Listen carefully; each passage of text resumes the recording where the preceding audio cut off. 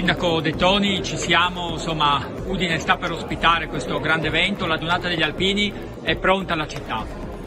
Allora, è una grande occasione, è una grande felicità poter ospitare questa Dunata, è una grande alleanza tra gli alpini, la nostra regione, ma vorrei dire il nostro paese. La Giulia nell'immaginario collettivo rappresenta il Friuli Venezia Giulia degli alpini. Durante il terremoto gli alpini sono stati eccezionali, si è creata un'alleanza tale per cui di fatto gli alpini sono diventati una seconda protezione civile, quindi non sono soltanto un'arma che ha 330.000 iscritti all'associazione, ma è anche un'associazione capace di manifestare fratellanza, solidarietà, ed è per questo che è nel cuore delle persone.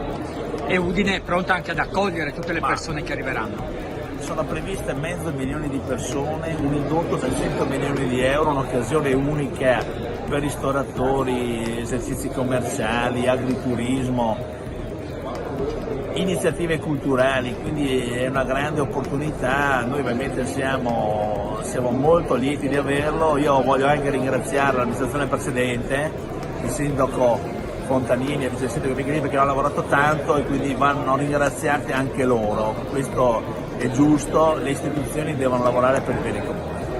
Presidente Suravito De Franceschi, finalmente ci siamo dopo tanto lavoro, è stata presentata oggi ufficialmente la 94esima Dunata, la città è pronta?